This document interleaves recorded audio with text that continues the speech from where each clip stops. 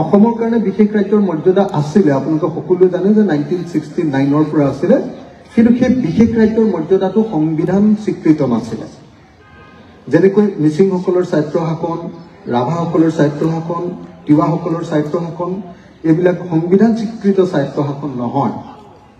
ঠিক তেনেকে আমাৰ বিশেষ 12খন ৰাজ্যৰ স্বায়ত্ব শাসন, আমাৰ অসমকে ধৰি 12খন ৰাজ্যৰ যি বিশেষ ৰাজ্যৰ মৰ্যাদা আছিলে, সেই মৰ্যাদাটো সংবিধান স্বীকৃত বিশেষ ৰাজ্যৰ মৰ্যাদা নাছিল।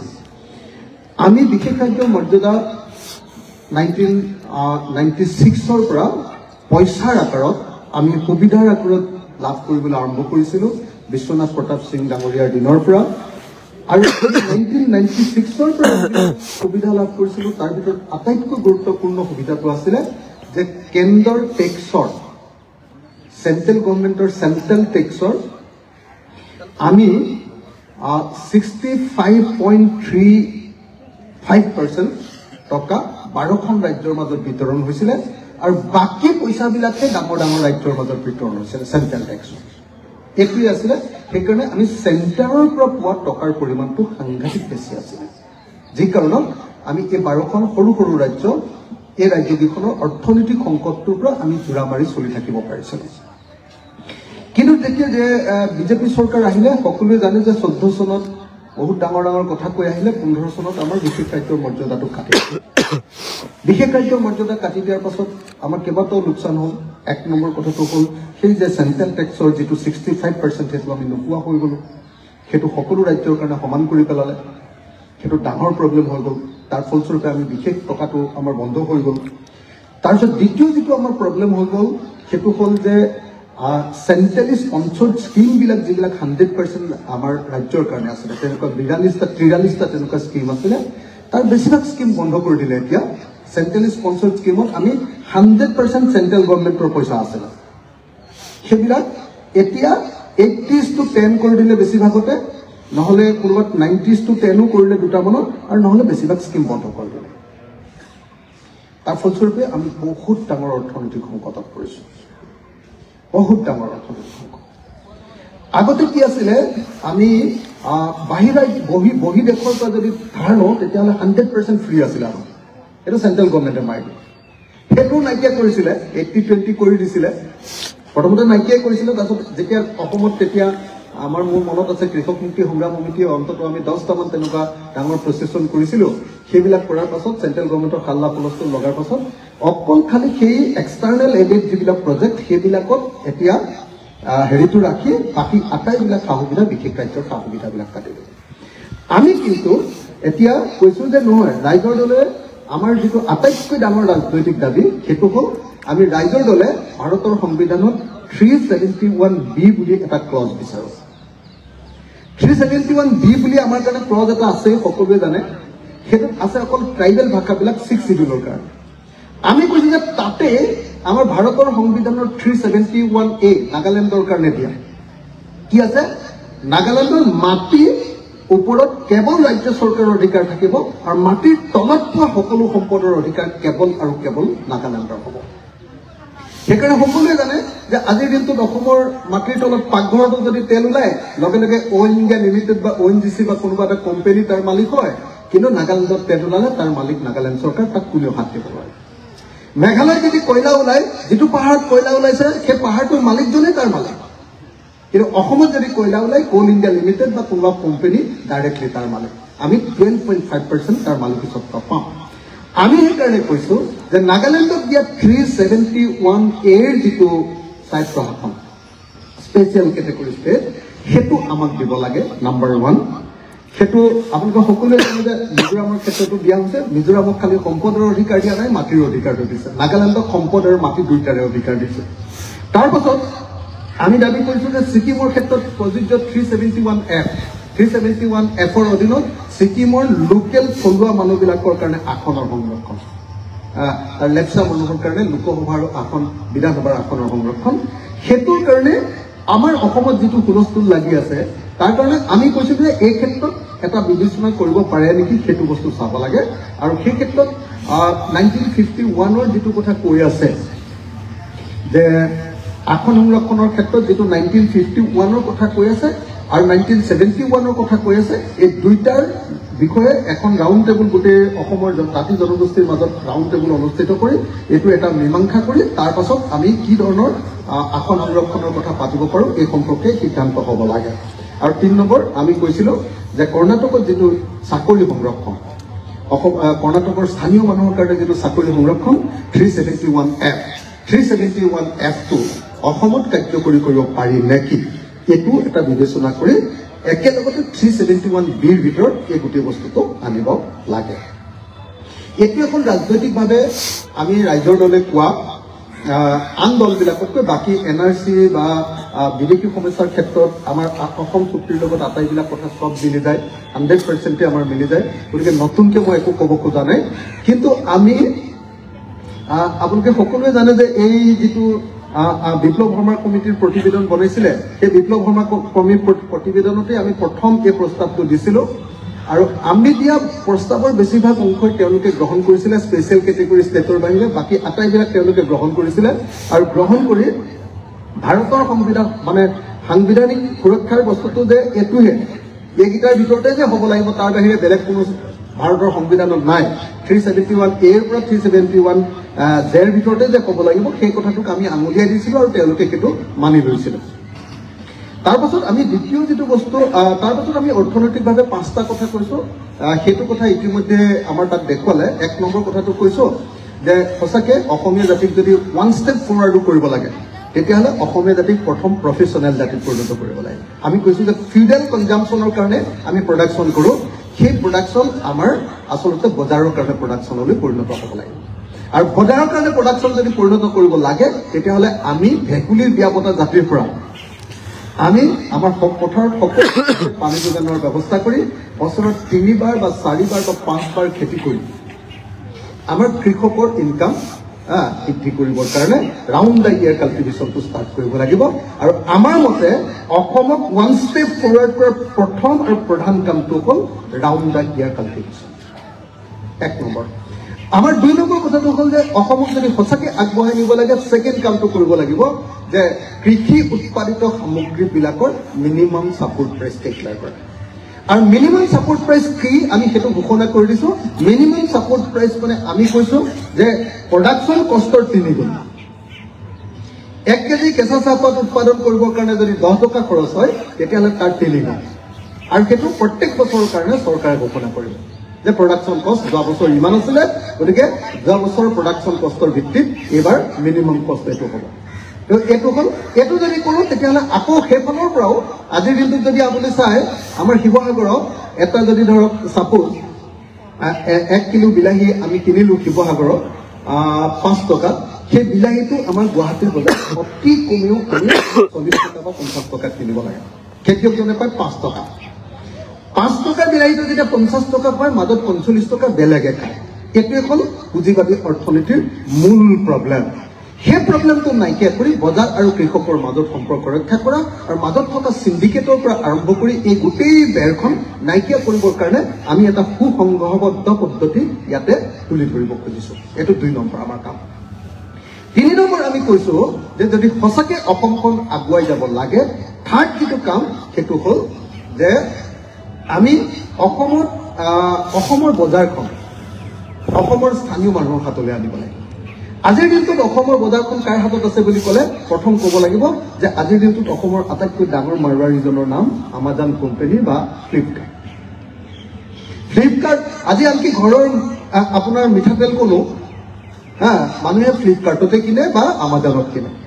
অৰ্থাৎ পৃথিৱীৰ আটাইতকৈ ধনী মানুহজনে আমাৰ ইয়াত এতিয়া খুচুৰা ব্যৱসায় কৰি আছে। আমাৰ সদায় জীৱনত মনত পৰে 90ত অকল আমি সেইটোৱে আন্দোলন কৰিছিলোঁ গেট চিটিৰ বিৰুদ্ধে, নিউ ইকনমিক পলিচিৰ বিৰুদ্ধে, লিবাৰেলাইজেশ্যন প্ৰাইভেটাইজেশ্যন আৰু গ্লবেলাইজেশ্যনৰ বিৰুদ্ধে যিটো আন্দোলন কৰিছোঁ সেইটো যে বাহিৰৰ কোম্পানীবিলাকৰ হাতত দিলে নহ'ব। তো সেইটো আজি বাস্তৱ হ'ল। আনকি আজি মুখ্যমন্ত্ৰীৰ পত্নীয়েও পৃথিৱীৰ আটাইতকৈ ডাঙৰ যিটো খাদ্যৰ চেইন সেইটোৰ চেইনটোৰ অসমৰ যিটো পাৰ্ট সেইটো চলাইছে অসমৰ মুখ্যমন্ত্ৰীৰ পত্নী। এতিয়া আপোনালোকে সকলোৱে জানে মানে পৰিস্থিতিটো তেনেকুৱা পৰ্যায় পালে যে এতিয়া আমাজনৰ হাতত যদি আমাৰ বজাৰখন থাকে, ছেকেণ্ড শ্বপিং মলবিলাকৰ হাতত পেণ্টালুন, বিশাল মেগামাৰ্ট বা আপোনাৰ ৰিলায়েন্স ট্ৰেণ্ড বা টাটাৰ যিবিলাক আমাৰ হেৰি আছে তেওঁলোকৰ হাতত যদি এই বজাৰখন থাকে, তৃতীয় বজাৰখনটো ডেফিনেটলি আমি জানোৱে যে মাৰোৱাৰী ব্যৱসায়ী বনিয়াখিনিৰ হাতত আছে আমাৰ হোলচেল বজাৰটো, তেতিয়াহ'লে অসমৰ মানুহৰ কি থাকিব? আৰু 4 নম্বৰ বজাৰখন আচলতে অসমৰ ৰিটেইল চেল বিজনেছটো আজিৰ দিনটোতো বেংগলী মানুহবিলাকৰ হাততে আছে। অসমৰ স্থানীয় থলুৱা মানুহখিনিৰ হাতত আচলতে বজাৰ নাই। আৰু আমি কৈছো যে যদি আমি সঁচাকে এখন চৰকাৰে ভালকে কাম কৰিব লাগে, তেতিয়াহ'লে এই বজাৰৰ যিটো চেইন, এই চেইনটোত অসমৰ স্থানীয় মানুহৰ ষ্টেকটো, স্থানীয় মানুহৰ যিটো অংশ, সেই অংশটো বৃদ্ধি কৰি এটা পৰ্যায়ক্ৰমে আমি আগবঢ়াই নিব পাৰিলেহে অসমখন উন্নতিৰ দিশত আগবাঢ়িব। যেতিয়ালৈকে অসমীয়া মানুহ কেৱল কনজিউমাৰ হৈ থাকিব, আমি কিনিবলৈ যাওঁ আৰু বিক্ৰী কৰিবলৈ নাযাওঁ, তেতিয়ালৈকে কেতিয়াও অসমীয়া জাতিয়ে কেতিয়াও উন্নতিৰ মানে বজাৰৰ পৰা প্ৰকাশে, বজাৰলৈ যদি নাযাওঁ অসমীয়া মানুহে কেতিয়াও পইচা পাব নোৱাৰো। গতিকে আমি বাৰম্বাৰ এটা শব্দ কৈ আছো যে আমি আমাৰ শাসনকালত প্ৰথম যিটো কাম কৰিম, অসমীয়া জাতিক পেছাদাৰী জাতি বা প্ৰফেচনেল জাতিত আমি পৰিণত কৰিম। এতিয়া আমি ফিউডাল কনজামশ্যনত আছো, ফিউডাল প্ৰডাকশ্যনত আছো। আমাৰ প্ৰডাকশ্যন আজিৰ দিনটোতো ইমানকণ পিৰালিতে দুজোপা বেঙেনা, 3জোপা ভোট জলকীয়া, কাষত ইমানকণ ধনিয়া, ইমানকণ বিলাহী, কি কয় আপোনাৰ পালেং শাক, ইমানকণ লাই শাক, এই খেতিটোৱে আমাৰ একমাত্ৰ খেতি। অসমীয়া মানুহৰ খেতি মানে সেইটো। আমাৰ পথাৰ এতিয়াও ট্ৰেক্টৰ চলাব নোৱাৰা পথাৰ, আমি সৰু পথাৰত বাস কৰিছো। আমাৰ মেকানাইজেশ্যনৰ প্ৰস্তুতি আহিব নোৱাৰে কাৰণে মাটি আছে আমাৰ 1 বিঘা 1.5 বিঘা মাটি। মেকানাইজেশ্যন সম্ভৱে নহয় আমাৰ পথাৰত। এই গোটেই কাৰবাৰটোক যদি সঁচাকৈ আমি বদলাব নোৱাৰো, সঁচাকৈ যদি আমি ফিউডেল প্ৰডাকশ্যনৰ মাজত থাকো, অসমীয়া জাতি আগবাঢ়ি যোৱাটো সম্ভৱপৰ নহয়। আৰু সেইকাৰণে এটা ৰাজনৈতিক দলৰ প্ৰধান কামটো হ'ল যে এটা প্ৰফেচনেল আৰু এটা কেপিটেলিষ্ট মোড অফ প্ৰডাকশ্যনৰ এটা কৃষি পদ্ধতি গঢ়ি তোলা, যাৰ আকৌ ফলাফলটো, ৰিজাল্টটো কিন্তু সমবায় ভিত্তিক মানুহৰ মাজলৈ তাৰ ফলাফলটো, তাৰ আউটকামটো কিন্তু মানুহৰ মাজলৈ সমবায় ভিত্তিত আহিব লাগিব, যিটো আমি এক্সপেৰিমেণ্টেলি আমি কৰিবলৈ চেষ্টা কৰিছোঁ কাজিৰঙা অৰ্কিড পাৰ্কৰ জৰিয়তে। তাৰপিছত 4 নম্বৰ আমি যিটো কাম কৰিব খুজিছো, আমি কৈছো যে সঁচাকে অসমীয়া মানুহে যদি আজিৰ দিনটোত সোধে যে অসমীয়া মানুহে কি কৰি খায়, খেতিক বাদ দি গাঁৱত যদি মই যিকোনো ঠাইতে মই মিটিঙত গ'লে সোধোৱে যে আপোনালোকৰ গাঁৱৰ মানুহৰ খেতিক বাদ দি মেইন ইনকাম কি, চবেই কয় মিস্ত্ৰীৰ লগত যোগান। যিকোনো মানুহৰ ওচৰলৈ যাওক আপুনি, আজিৰ দিনটোত অসমৰ মানুহৰ মেইন উপাৰ্জন খেতিক বাদ দি মিস্ত্ৰীৰ লগত যোগালী কৰা বা দৈনিক মজুৰি কৰা, এইটোৱে হ'ল অসমীয়া মানুহৰ মূল ইনকাম। দ্বিতীয় ইনকামটো হ'ল বেংগলোৰ, চেন্নাই আৰু কেৰালাত গৈ চিকিউৰিটি গাৰ্ড। অসমীয়া জাতিৰ যদি আটাইতকৈ সবল নতুন প্ৰজন্মটোৰ যদি আটাইতকৈ ডাঙৰ ইনকামটো হাজিৰা কৰা বা মিস্ত্ৰীৰ লগত যোগালী কৰা আৰু যদি বেংগলোৰত গৈ চিকিউৰিটি গাৰ্ড কৰা হয়, তেতিয়াহ'লে সেইটো জাতিৰ ভৱিষ্যত। সেইকাৰণে আমি কৈছো যে অসমীয়া জাতিৰ ভৱিষ্যত বদলাবলৈ হ'লে অসমৰ বস্তুবিলাকক লৈ, মই সেইকাৰণে খুব সদায় এটা কথা কৈ থাকো যে যিটো জাতিয়ে আমি ডাঙৰ হ'লো ভীমকল খাই, মোৰ মাৰ গাখীৰ আৰু ভীমকলৰ বাহিৰে মোৰ কোনো শিশু খাদ্য নাছিলে, সেইটো জাতিৰ মাজত এজনো লিডাৰ জন্ম নহ'ল যে অসমৰ জৈৱিক শিশু খাদ্য, অতি উপযুক্ত শিশু খাদ্য ভীমকলৰ পৰা গোটেই পৃথিৱীৰ শিশু খাদ্যৰ বজাৰখন দখল কৰিম বুলি ভবা এজনো সপোনবিলাসী ৰাজনীতিক আমাৰ অসমত জন্ম নহ'ল এতিয়ালৈকে। অসমত উৎপাদন হোৱা প্ৰত্যেকটো বস্তুৰ ওপৰত ভিত্তি কৰি নিজৰ স্থানীয় ঠাইবিলাকত বজাৰ কৰি তোলা। আমি কৈছিলো যে আমি মিনিমাম ছাপোৰ্ট প্ৰাইচ দিবৰ কাৰণে 2টা কাম কৰিম। 1 নম্বৰ যে আমি মিনিমাম ছাপোৰ্ট প্ৰাইচ দিবৰ কাৰণে ৰাইজৰ পৰা হয় চৰকাৰে বস্তুটো কিনি ল'ম, যেনেকৈ এতিয়া ধান কিনি লৈছে, আমি বস্তুবিলাক কিনি ল'ম। আৰু দ্বিতীয় যিটো কাম কৰিম সেইটো হ'ল আইন প্ৰণয়ন কৰি দিম যে তাতকৈ কম দামত যদি কোনোবা ব্যৱসায়ীয়ে কিনে তেতিয়াহ'লে কাম গ্ৰেপ্তাৰ কৰা হ'ব। এই যিটো কাম কৰিম, এইটো কাম কৰাৰ পাছত আমি ধান, ধৰক কাইলৈ বিলাহী কিনি ল'লো, বিলাহী কিনি লৈ আমি কি কৰিম, বিলাহী আমি প্ৰথমতে ধান তৈয়াৰ কৰিম। গুদামৰ পৰা আমি যেতিয়া বেংগলোৰত দাম বাঢ়িব, দিল্লীত দাম বাঢ়িব, কলিকতাত দাম বাঢ়িব, তেতিয়াহ'লে আমি তালৈ সেইটো বিক্ৰী কৰিবলৈ পঠিয়াই দিম। আৰু যিখিনি থাকিব তাৰ পৰা আমি চচৰ ইণ্ডাষ্ট্ৰি কৰিম, তাৰ পৰা আমি পাপৰ ইণ্ডাষ্ট্ৰি কৰিম, তাৰ পৰা আমি জেলিৰ ইণ্ডাষ্ট্ৰি কৰিম, তাৰ পৰা আমি আচাৰৰ ইণ্ডাষ্ট্ৰি কৰিম। ইণ্ডাষ্ট্ৰি, ক্ষুদ্ৰ ক্ষুদ্ৰ ইণ্ডাষ্ট্ৰি, মই ভাবোঁ যে গভৰ্ণমেণ্টৰ পৰা মেচিনাৰী যাব লাগে, গভৰ্ণমেণ্টৰ পৰা টেকনলজি যাব লাগে, আৰু গভৰ্ণমেণ্টৰ পৰা পেকেজিংটো কৰিব লাগে আৰু মাৰ্কেটিংটো।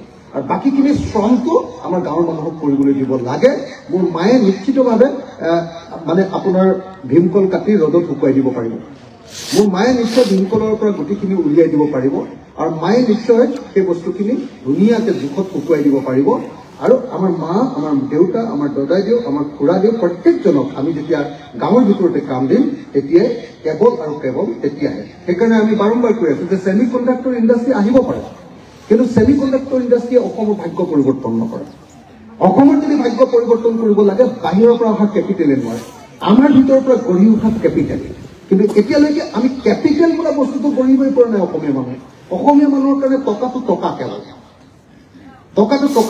টকাটো কেপিটেল হোৱা নাই টকাটো তেতিয়া কেপিটেল হ'ব যেতিয়া সি আকৌ প্ৰডাকশ্যনত ব্যৱহাৰ হ'ব কিন্তু আমি আকৌ প্ৰডাকশ্যনত ব্যৱহাৰেই নকৰোঁ আজি ভাৰতৰ স্বাধীনতাৰ পাছত আচলতে উৎপাদন বৃদ্ধি পাইছে 4টা ক্ষেত্ৰ এটা হ'ল উজনি অসমৰ ক্ষুদ্ৰ চাহ খেতি নামনি অসম আৰু পাহাৰ এলেকাবিলাকত ৰবৰ খেতিটো 3 নম্বৰটো হ'ল মুছলমান এলেকাবিলাকৰ চব্জি খেতিটো আৰু 4 নম্বৰটো হ'ল মুছলমান এলেকাবিলাকৰ ফিচাৰীটো এই 4টাতে অকল অসমীয়াৰ প্ৰডাকশ্যন বৃদ্ধি পাইছে ভাবোঁ আমি পঢ়া শুনা কৰি গৱেষণা কৰি এইটো বুজি পাইছোঁ যে এই 4টা ক্ষেত্ৰতে উৎপাদন আমাৰ বৃদ্ধি পাইছে কিন্তু উৎপাদন বৃদ্ধি পোৱাৰ পাছত উজনি অসমৰ এজন মানুহে 10 লাখ টকা যদি ক্ষুদ্ৰ চাহ খেতিৰ পৰা 10 লাখ টকা উপাৰ্জন কৰিছে এবছৰত সেই পইচাটো কিন্তু তেওঁ কেপিটেল হিচাপে ব্যৱহাৰ কৰা নাই তেওঁ কনজামশ্যনত ব্যৱহাৰ কৰিছে এটা ধুনীয়া ঘৰ বনাইছে এখন ধুনীয়া গাড়ী লৈছে বিদেশ ভ্ৰমণ কৰিছে আৰু ভাওনা পাতি আমুক পাতি এনেকৈ মানে কনজামশ্যনত খৰচ কৰি দিছে যিটো কাৰণত অসমীয়া জাতিৰ পৰা এইটো উৎপাদন কৰে কিন্তু ইয়াৰ বিপৰীতে নামনি অসমত যদি চাই বৰপেটা ৰোডত যদি চাই আপুনি এজন মিয়া মানুহে এজন মুছলমান মানুহে ওচৰৰ অসমীয়া ভাষী মানুহজনৰ পৰা 1 বিঘা মাটি ভাড়ালৈ লৈছে লিজলৈ লৈছে 3,000 টকা এবাৰ খেতি কৰিলে 3,000 টকা দুবাৰ খেতি কৰিলে 6,000 টকা তিনিবাৰ খেতি কৰিলে 9,000 টকা 4বাৰ খেতি কৰিলে 12,000 টকা এবছৰত ধাৰ ল'লে ধাৰ লোৱাৰ পাছত আমাৰ অসমীয়া ভাষীত থলুৱা মানুহজনে তেওঁলোকক ধাৰ দি দিলে মাটিখিনি তেওঁ নিজে খেতি নকৰে খেতিখিনি তেওঁ যেতিয়া কৰিলে 5টা খেতি কৰাৰ পাছত এবিঘা মাটিত তেওঁ বছৰেকত 4 লাখ বা 5 লাখকে উপাৰ্জন কৰি এটা খেতিত তেওঁ 5টা খেতি কৰাৰ পাছত 25 লাখ টকা উপাৰ্জন কৰিলে 25 লাখ টকা উপাৰ্জন কৰাৰ পাছত সেইখন গাঁৱত 1 বিঘা মাটিৰ দাম 2 লাখ টকাও নহয় কোনেও নিকিনে সেই মাটিখিনি সেই মানুহজনে কিনি ল'লে আকৌ 20 লাখ টকা তাৰপিছত আমি হাল্লা কৰিলো যে অসমৰ থলুৱা মানুহৰ মাটি চব বাহিৰৰ মানুহে লৈ লৈছে এই যিটো যে আজি আমি হুলস্থুল কৰি থাকোঁ যে এই মিয়া মানুহবিলাকে খুব সাৰ দিয়ে খেতিত তেওঁলোকৰ যিটো প্ৰডাকশ্যন সেইটো হ'ল কেপিটেলিষ্ট মোড অফ প্ৰডাকশ্যন আমাৰ যিটো প্ৰডাকশ্যন সেইটো হ'ল ফিউডেল প্ৰডাকশ্যন যি কাৰণত আমি অকল নিজৰ ঘৰত কনজামশ্যন কৰিবৰ কাৰণে গোবৰেৰে খেতি কৰোঁ তেওঁলোকৰ আজিৰ দিনটোত আপুনি নামনি অসমত কাজিয়াটো কি হৈ আছে এবাৰ খবৰ লওক নামনি অসমত আজিৰ দিনটোত কাজিয়া চলি আছে যে এই যিটো আমাৰ বড়ো ধান কি কয় এইটো বড়ো খেতিৰ সঁচটো বেয়া এইবাৰ বহুত দাম বঢ়াই দিছে বুলি গোটেই খেতিয়কৰ মাজত হাহাকাৰ লাগি আছে আমাৰ উজনি অসমত বড়ো খেতি কি এতিয়ালৈকে জনাই নাই আমি একবাৰ খেতি কৰি ভেকুলীৰ বিয়া পাতি বহি আছো এই পৰিৱৰ্তনটো যেতিয়ালৈকে নহ'ব আমি এতিয়ালৈকে 4টা কথা ক'লো যে 1 number round the year cultivation 2 number minimum support price 3 number গাঁৱে গাঁৱে ইণ্ডাষ্ট্ৰী স্থাপন কৰি প্ৰত্যেকজন মানুহক এজনো নিবনুৱা নাইকিয়া কৰি দিয়াৰ ব্যৱস্থা 4 নম্বৰটো হ'ল বজাৰখন আমাৰ স্থানীয় মানুহৰ হাতলৈ দখল আৰু 5 নম্বৰ অসমৰ আটাইতকৈ সম্ভাৱনাপূৰ্ণ এটা উদ্যোগ হ'ল টুৰিজম আমি দেখিছোঁ আজিৰ দিনটোত যদি আপুনি চায় তেতিয়াহ'লে দেখিব যে গোৱাৰ পাৰ কেপিটা ইনকাম মই এইটো আগৰ আছিলে ৰাজহুৱা বক্তৃতা গোৱাৰ আজিৰ দিনটোত পাৰ কেপিটা ইনকাম 6,74,000 টকা তেওঁলোকৰ আছে অকল সাগৰৰ পানীটুকুৰা আৰু ফেনী ছিকিমৰ পাৰ কেপিটা ইনকাম আজিৰ দিনটোত 5,84,000 টকা 5,84,000 আৰু আমাৰ আজিৰ দিনটোৰ পাৰ কেপিটা ইনকাম 1,35,000 টকা গোৱাত মই দেখিছোঁ সাগৰৰ কাষত বহুত বাৰ গোৱাত গৈছোঁ আৰু মই টুৰিজিমটো চাবলৈ বুজিবলৈ যত্ন কৰিছোঁ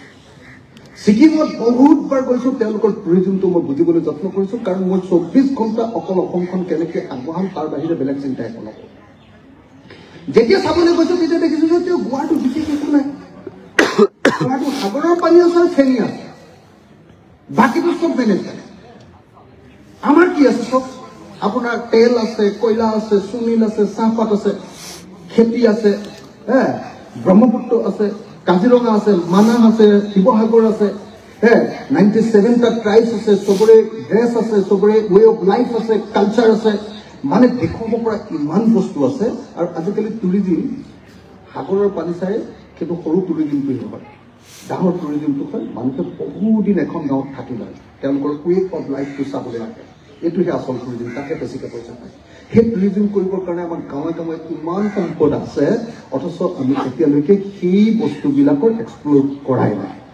তো এটা নতুন যুগৰ যদি আৰম্ভ কৰিব লাগে, অসমে যাতে এটা নতুন ৰাজনৈতিক দল পাব লাগে, অসমে যাতে সঁচাকৈ যদি নতুন যুগলৈ আগবাঢ়ি ল'ব লাগে, ওৱান ষ্টেপ ফৰৱাৰ্ড কৰিব লাগে, আমাৰ ভিজনটো বহল হ'ব লাগিব। আৰু